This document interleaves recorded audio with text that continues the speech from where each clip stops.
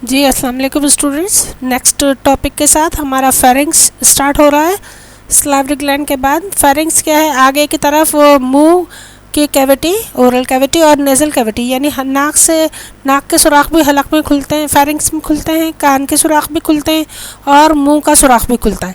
तो इस तरह ये तीन जगह वहाँ पर होती है, साइमल्टेनियसली एक साथ खुले हुए होते हैं। और पीछे की तरफ एसोफेगस और लैरिंग्स है, यानी कि खाने की ग़िज़ाई नाली और सांस की नाली, दोनों चीज़ें वहाँ पर ओपन हो रही हैं, वहाँ से स्टार्ट हो रही हैं। ठीक है, आगे की तरफ माउथ का हिस्सा ओरल कैविटी, यहाँ पर नेज़ल कैविटी, यहाँ से जो है ईयर की एस्टेशन ट्यूब, ये से तीनों खुलकर यहाँ पे खुल रही हैं।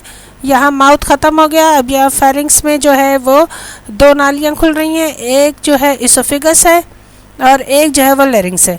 ठीक है, ये यहाँ से कंटिन्यू हो गई, तो ये कनेक्शन, ये एरिया आपका फेरिंग्स कहलाता है। ठीक है, एस्टेशन ट्यूब क्या है? ये स्टेशन ट्यूब जो है वो एक नैरो पैसेज है जो कि कान की कैविटी से मिडिल ईयर से रास्ता बनाता है, हलक तक आता है। और उसकी वजह क्या है, उसकी ओपनिंग की वजह क्या होती है कि प्रेशर को इक्वलाइज़ करता है, दोनों साइड के ईयर ड्रम के दोनों साइडों पर प्रेशर को इक्वलाइज़ करने के काम आता है। A narrow passage leading from the pharynx to the cavity of the middle ear permitting the equalisation of pressure on each side of the eardrum. ठीक है, तो इस तरह हमारे ईयर ड्रम का जो मेम्ब्रेन है उसको ऊपर एयर का प्रेशर न्यूट्रलाइज करने के लिए ये ट्यूब हलक में खुलती है। और आपने एक्सपीरियंस किया होगा कि जब आप हर कान में दवा डालते हैं तो हलक में कड़वी होती लगती है, नाक में दवा डालते हैं तो हलक में महसूस होता है, या नज़ला नाक में महसूस होता है कि गिर रहा है हलक में। तो उसकी क्या वजह है कि दोनों की ओपनिंग्स बैक साइड पर ये हलक में ही खुल रही हैं, फेरिंग्स में ही खुल रही हैं। और इसके बाद जनाब दूसरा क्या है कि फेरिंग्स में फेरेंजियल कंस्ट्रक्टर्स होते हैं जो कि 3 किस्म के हैं, और ये सॉलो करने में, हलक में से ग़िज़ा को गुजारने में काम करते हैं, एक दूसरे के ऊपर ओवरलैप होते हैं स्लाइटली, और फिर उसको निगलने में ग़िज़ा को मदद करते हैं। अब निगलने का अमल हम ज़रा देख लेते हैं कि जो अच्छी तरह अगर आप ग़िज़ा चमा लेते हैं, सलाइवा के साथ जब वो ग़िज़ा मिल जाती है तो वो बोलस में तब्दील हो जाती है, एक नरम सा निवाला, एक गोला सा बॉल बन जाती है, दैट इज़ कॉल्ड बोलस, और वो आपको पुश करनी होती है ज़बान के ज़रिए फेरिंग्स में। ठीक है, इस अमल को हम निगलने का अमल या डिग्लूटिशन कहते हैं। ठीक है, डिग्लूटिशन कहते हैं। अब आइए ज़रा सा हम आपको एक अच्छी सी वीडियो दिखाते हैं। देखिए, बकल फेस है, जब आपके मुंह में जब ग़िज़ा है, ये येलो कलर की जो है ग़िज़ा, ये खाना है आपका, जब ये चब रहा है, चबा रहे हैं, निगलने की कोशिश कर रहे हैं, दैट इज़ कॉल्ड वॉलंट्री। ये आपका जो है वो वॉलंट्री होता है, इसको आप अपनी मर्ज़ी से करते हैं। ठीक है, उसके बाद फेरेंजियल जब हलक के हिस्से में आ जाता है तो ये इनवॉलंट्री है, अब आपके बस में नहीं है, उसने नीचे ही जाना है, और उसको नीचे धकेलने के लिए पेरिस्टालसिस का अमल शुरू हो जाता है, और ग़िज़ा जो है वो मसल्स के एक्शन से इनवॉलंट्रीली अंदर दाखिल होती है, और ये मेडुला ऑब्लोंगेटा इसको कंट्रोल करेगा। और उसके बाद वो जब हलक से नीचे मज़ीद उतर गई तो मैदे में जा रही है, एसोफेजियल स्टेज है, और ये भी इनवॉलंट्री है, ये भी आपके बस में नहीं है, उसने नीचे जाना ही है, आप रोकना चाहें भी तो नहीं रुकेगा। ठीक है, उसके बाद क्या हो रहा है जनाब, अब आप यहाँ पर देख सकते हैं कि आपने चबाया यहाँ पर। ठीक है, आप अच्छी तरह ग़िज़ा को चबाया, उसके बाद ये निकला यहाँ पर, ये देखिए ये वाइट कलर की जो स्लिड है, इसने सांस की नाली को बंद कर दिया और ग़िज़ा को आमादा किया, उसको धकेल दिया उस दूसरे रास्ते की तरफ। कोई और रास्ता छोड़ा ही नहीं है ताकि वो मैदे की तरफ चली जाए, और इसी अमल को डिग्लूटिशन कहते हैं। ठीक है, थोड़ा सा आपको एक चीज़ और दिखाते हैं। ये आपको एक सुराख नज़र आ रहा है, ये वो एस्चुलेशन ट्यूब के ओपनिंग है जो कान से आ रही है और हलक में गिरती है। तो जब दवा इसमें से निकलती है तो आपको एहसास होता है कि आपको हलक में दवा की कड़वाहट महसूस हो रही है।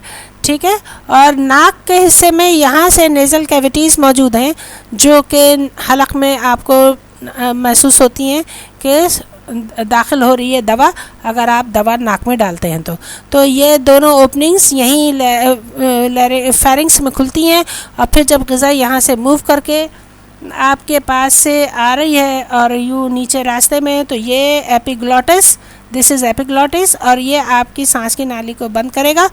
अब आप ज़रा वीडियो को खामोशी से देखिए, ये चबा, ये गया, ये ग्लॉटिस ने बंद किया, ये ग़िज़ा नीचे गई, ठीक है, इनवॉलंट्री। इसमें आपके पास जो है वो नर्व्स और न्यूरॉन्स सब शामिल रहेंगे, आपको मददगार रहेंगे ताकि ग़िज़ा को नीचे तक पहुंचाया जा सके। समझ में आ रहा है?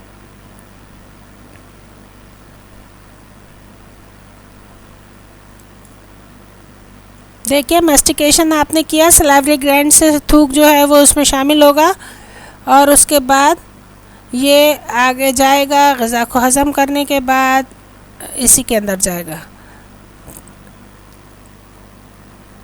ये देखिए,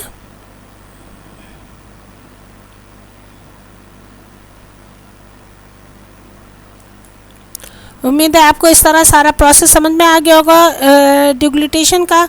ये वॉलंटरी है, आपने अपनी मर्ज़ी से निवाला हलक में डाला है, लेकिन अंदर जाने के बाद जो प्रोसेस शुरू होंगे, इसोफेजियल फेज़ और लैरिंग्स फेज़, वो आपके अपने हैं।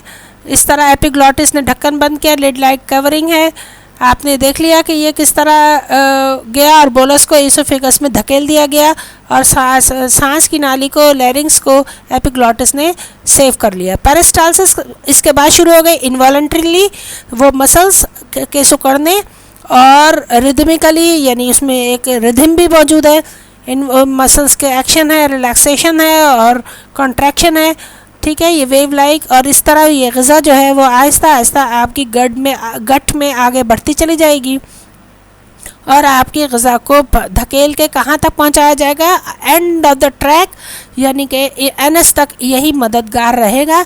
अगर इसके ख़िलाफ़ अगर आपने ग़िज़ा गलत खा ली है, या अच्छा, इसमें कौन से सर्कुलर मसल्स और लॉन्गिट्यूडनल मसल्स इसमें काम कर रहे हैं इस पेरिस्टालसिस में, ठीक है, और ये आपको ग़िज़ा को आखिर तक पहुंचाएगा। लेकिन अगर उसमें आपने कभी ओवर ईटिंग कर ली है, या आपने गलत किस्म की कोई ग़िज़ा खा ली है जो आपके मैदे को सूट नहीं कर रही है, तो वो आपको मैदा जो है वो उल्टे मसल्स उल्टा घूमना शुरू होंगे और एंटी पेरिस्टालसिस होगी, जिसके चक्कर उसमें आपको चक्कर आ सकते हैं, नौजिया होगा और उल्टी हो सकती है, क्योंकि ग़िज़ा जो अंदर जानी थी अब वो बाहर आ रही है, जिस रास्ते से जा रही थी उस रास्ते से वापस आ रही है।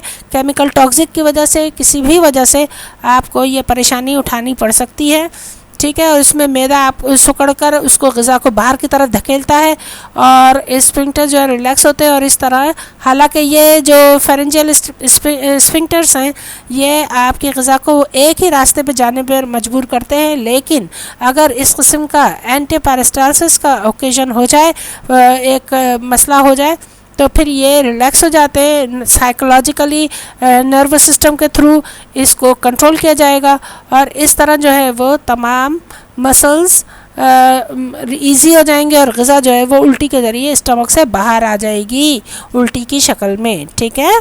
तो इसके बाद हम एसोफेगस पढ़ेंगे, जो कि एक चलो अभी पढ़ लेते हैं।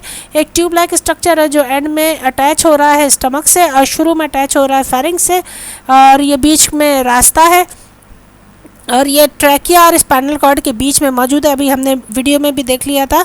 और ये म्यूकस से इसमें रिप्लिकेशन होती है, इसमें चिकनाई मौजूद होती है, और ये ग़िज़ा को मैदे तक धकेलने में काम आते हैं। ये रास्ता मौजूद है, इसमें कोई जो है प्रोसेस केमिकल डाइजेशन का नहीं होता, ना ही कोई मैकेनिकल, ये सिर्फ एक रास्ता है जहाँ से फेरिंक्स से ग़िज़ा स्टमक में एंटर हो रही है।